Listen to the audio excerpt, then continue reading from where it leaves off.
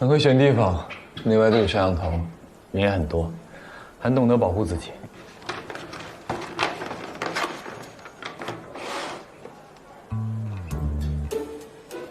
放心，没动过手脚。无功不受禄，不受你东西。草莓我也没吃，扔了。木歹，其实我对你印象挺好的，你知道为什么吗？不想知道。你功夫好，但下手知轻重，有预定，跟你打交道不累。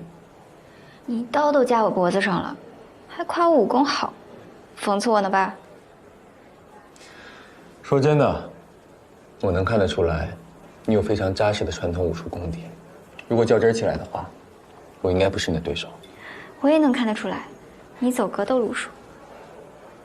你是干什么的？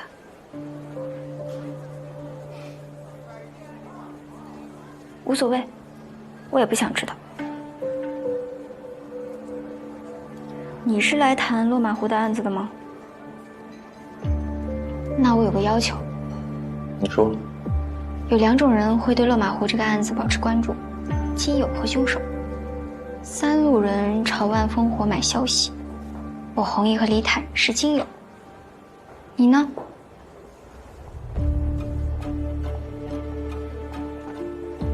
你对我弘毅挺了解的吧？李坦你也挺熟的吧？你找我聊可以，那你要我们全盘托出，你自己藏着掖着的，不太好吧？我很忙哦，你要不说我可走了。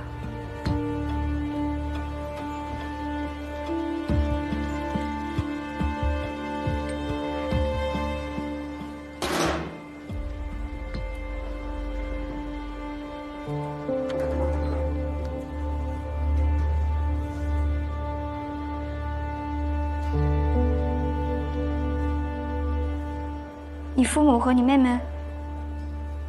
男的是我叔叔，我叔叔叫罗文淼，是个历史学家。叔母去世之后，他为了专心研究地狱史，带着女儿娉婷搬到了小长河。大概2年前，叔叔忽然失踪了，娉婷报了警，我也帮忙回来找。没过多久，叔叔突然自己回来了。叔叔，爸，没事吧？没事。问他去了哪儿，他说是龙马湖。叔叔经常去外地出差做学术拜访，我就没在意。可当天晚上，发生了一件奇怪的事情。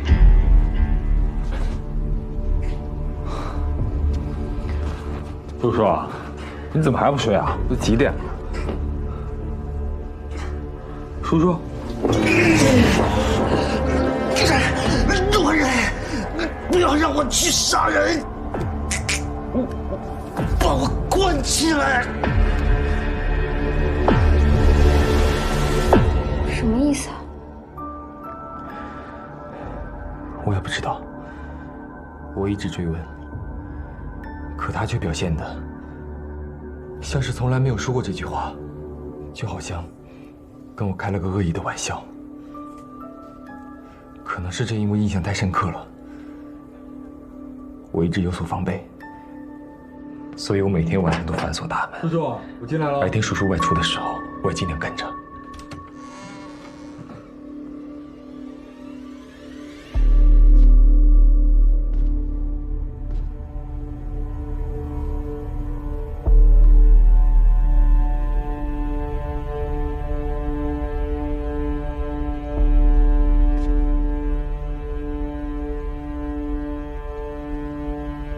叔叔，这是在干嘛？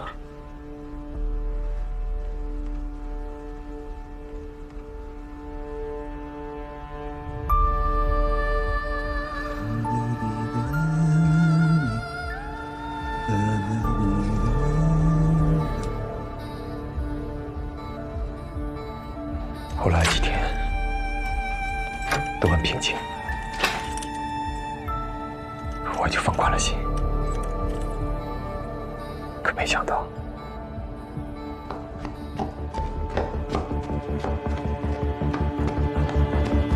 陆小刀，快醒醒，醒醒！我爸他不见了。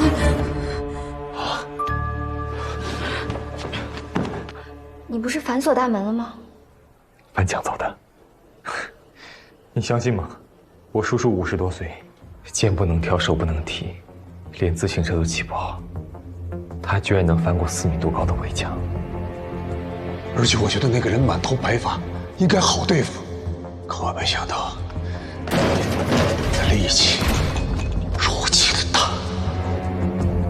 我立刻追出去，途经一条小巷，巷子里有一户着火了，里面有人在厮打。你去看了？屋里的景象很惨。李坦是不是也在啊？刚开始我以为李坦是凶手，因为我进去的时候看到他正掐着我叔叔的脖子。你知道的，有的时候你只是看到一个画面，并不是真相，但你会仓促下结论。我知道。当时我把李坦给打晕了，叔叔就在这个时候跑了。我看到他的眼神，那种嗜血的眼神，我立刻明白是我搞错了，我叔叔才是凶手。当我追出去之后，看到他的速度和力量，那根本不是我叔叔，可他确实是我叔叔。那后来呢？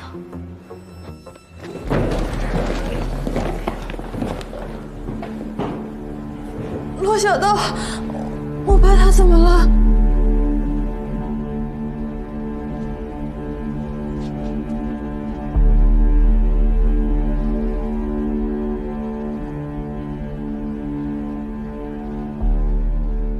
叔叔，你是不是杀人了？啊！说话，老人，不要让我出去。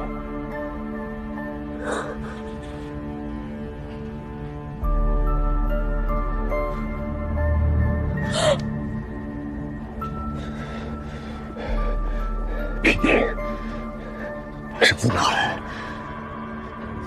快！我把叔叔绑起来，先去找李坦，他是现场唯一的目击者。我得问清楚，到底发生了什么事？刚发生了什么事？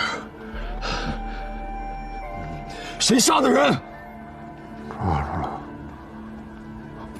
终于抓住了，抓住了。说什么？月清，终于抓住了。你说清楚！我送你山里。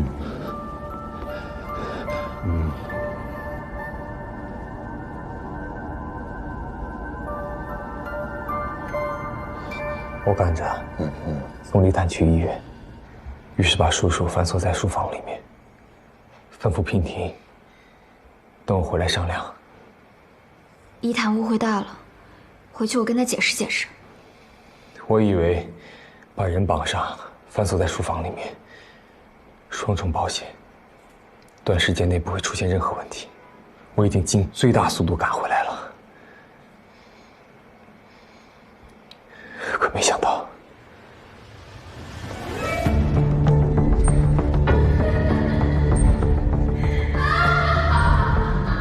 叔叔死了。娉婷，娉婷疯了。我不知道究竟发生了什么事情，也许他听说我要报警，赶紧把叔叔放了出来。可法医鉴定，叔叔是自杀。那娉婷为什么会疯呢？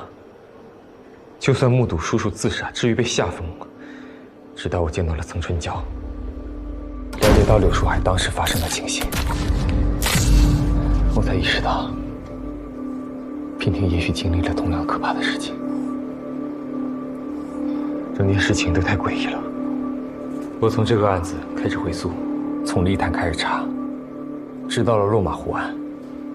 但落马湖案的真凶绝对不是我叔叔，他那个时候还在国外求学，后来了解到了有霍子红是好人物，然后我整合我所能寻求的一切线索。如果这是一场大戏，现在整个戏演都在霍子红一个人身上。陆台，我需要你的帮忙。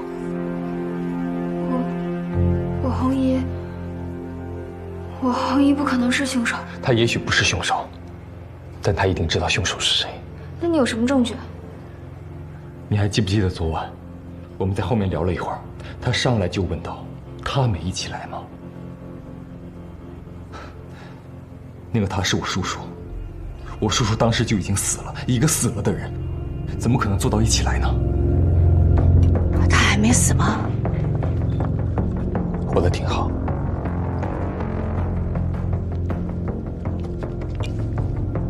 他还真能活。我意识到我们在鸡同鸭讲，我们说的是同一件事情，但聊的不是同一个人。他说的不是我叔叔，而是真正的凶手。他的语气让我觉得他跟凶手打过交道，于是我扎了他一下。你知道落马湖案的真凶是谁？你也不是真正的霍子红。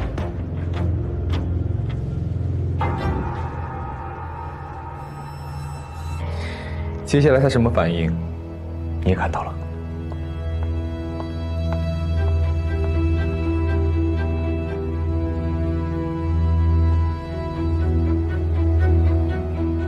想起什么了？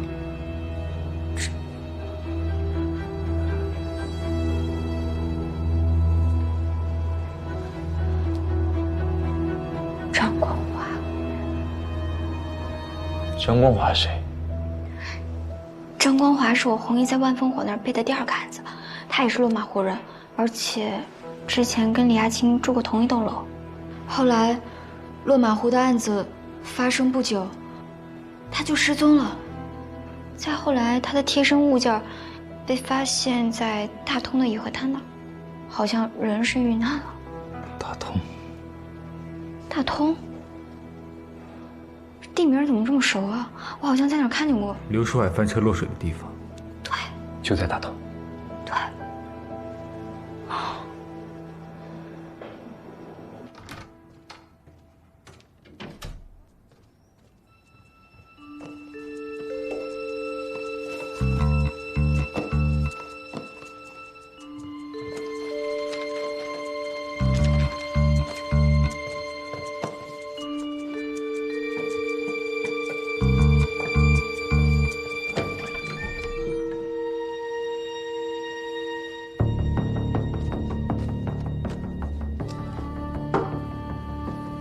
红姨把张光华的资料放哪儿了呢？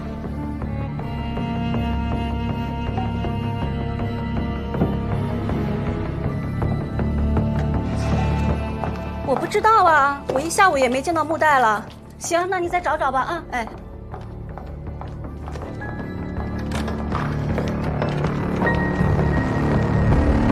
哎，这又是唱的哪一出啊？啊？红姨，来啦！我这个，哎，最近发生太多事儿了，我想祈祷一下，保佑咱们酒吧平平安安的。哎，红姨，你都来了，那你来吧。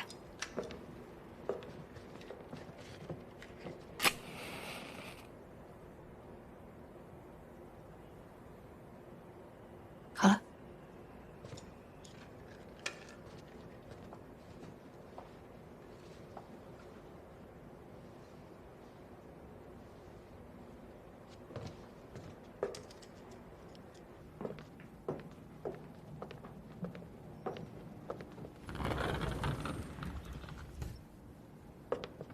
进来吧。红姨，你说他刚才怎么了？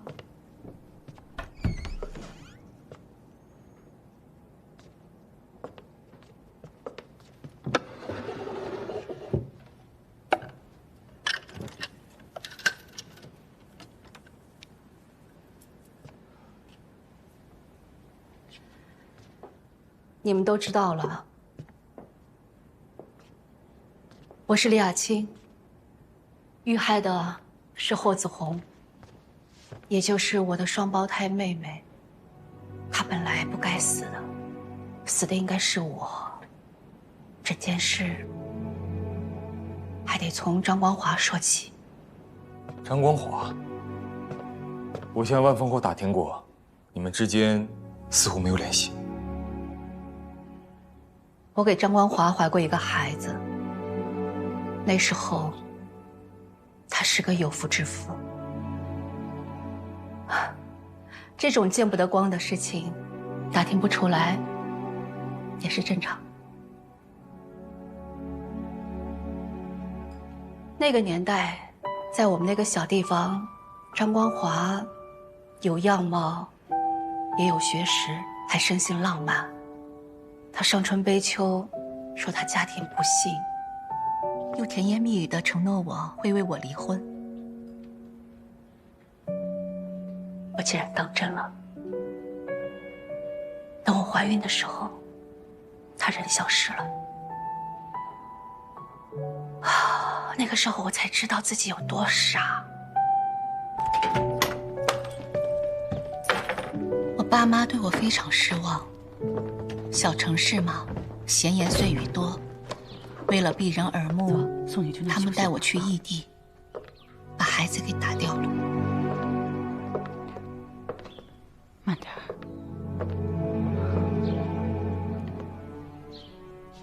头还晕不晕啊？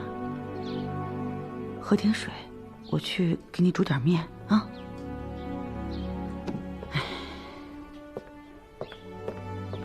我父亲咽不下这口气，他私下动用了关系，把张光华给调走了。后来还介绍了李坦给我认识。可是家里的气氛啊，再也回不到从前了。菜都齐了，来。怎么不动筷子呀？做的不好吃啊？爸，你要多吃点青菜。我吃饱了，你们两个吃吧，我去忙了。我很惭愧，别管他，一切都是我的错。就这样啊。有一天，吃一块妈妈做的红烧肉，我突然接到一个电话，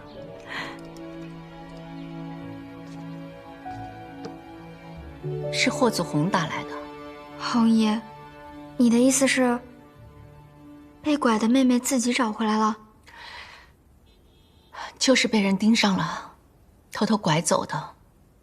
后来那对夫妇出了车祸，临死之前把真实的情况告诉了他，他就搬回了落马湖，住在陈前巷。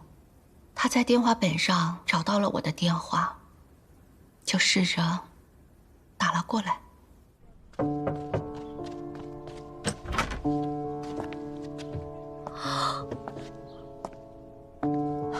天哪，怎么会一模一样？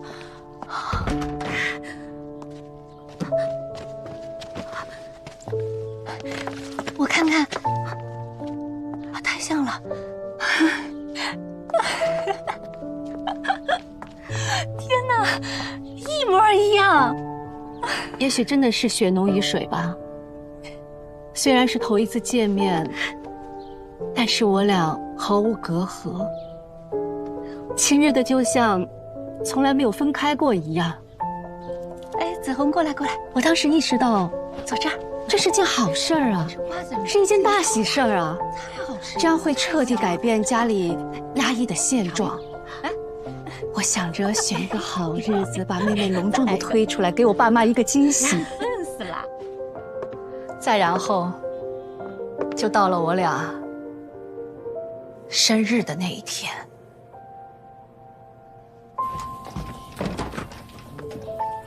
子红，雅青姐姐，可真漂亮，快进来吧。我还是有些害怕。没事的，快进来吧。李坦来了吗？啊，不是，是我订的蛋糕。快进来。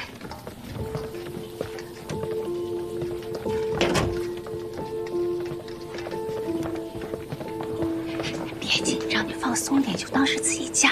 赶紧把大衣脱了。一会儿啊，干忙活忙活，千万不要害怕，我呢就躲在衣柜里。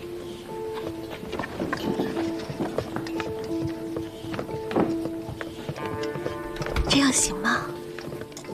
没关系，你记住，你现在是李雅琪，我是霍子红，一会儿该干嘛干嘛，赶紧去，快去啊，快去！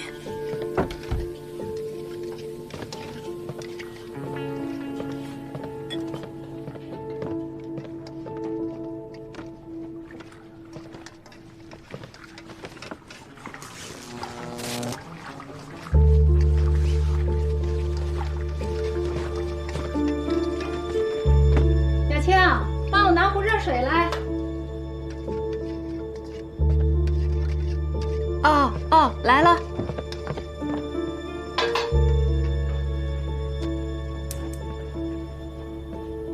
愣着干嘛呀？来，把水给我。这个孩子，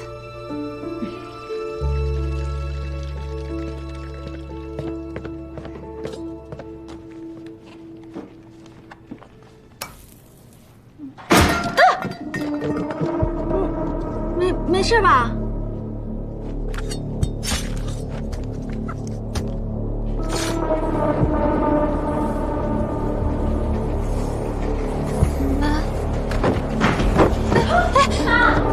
你怎么了？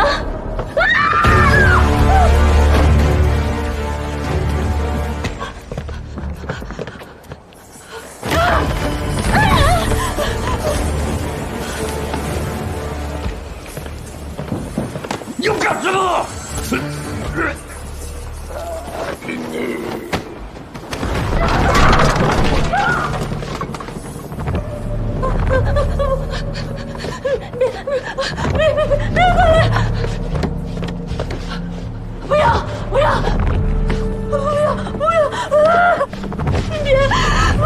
别过来！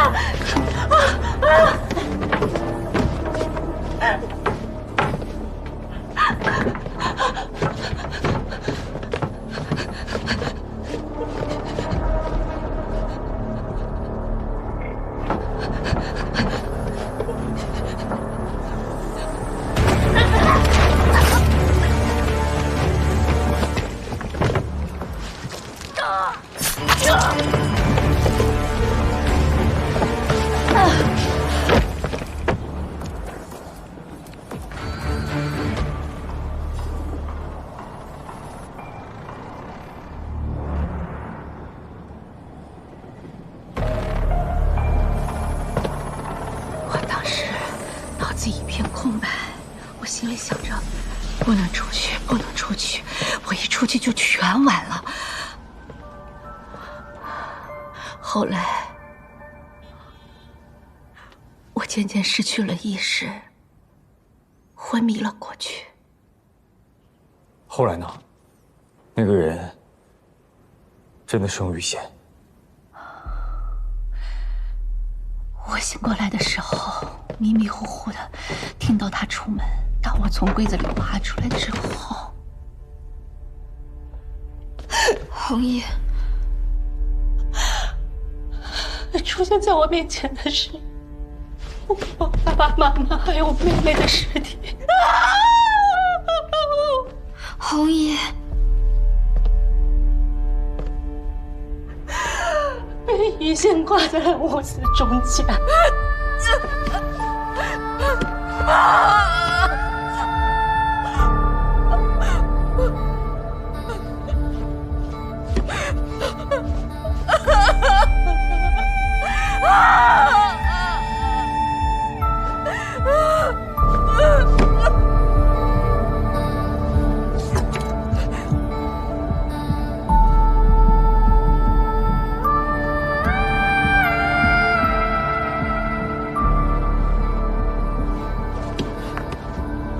当时整个人都疯了，我捡起地上的刀就冲了出去。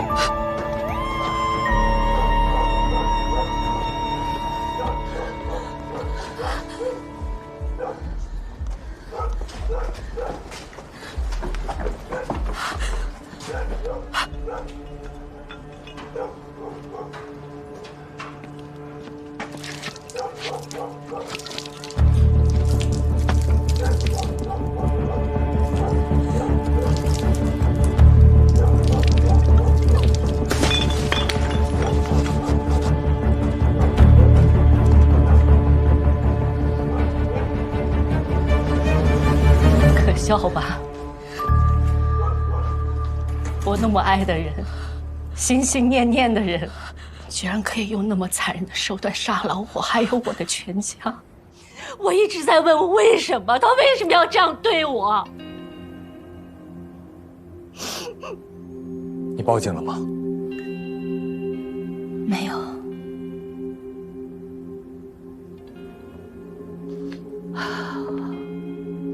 我之前人跟人是麻木的，我什么都没想。但是我后来，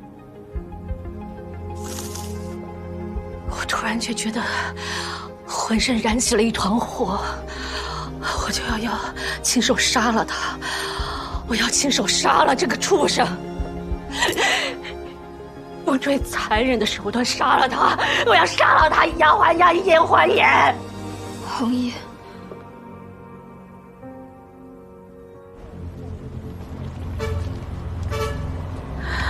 他那天晚上没有回家，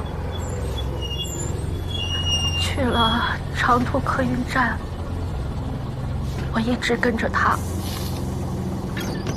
买了同一辆车票，上了同一辆车。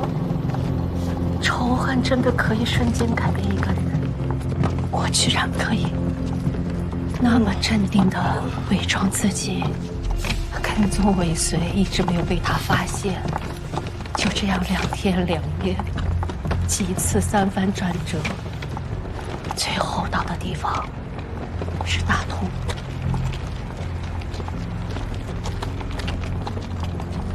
这个畜生做下这么残忍的事情，他还能够心安理得的去吃饭。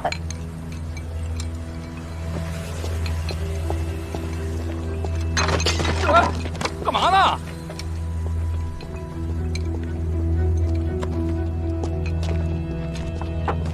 付一下钱。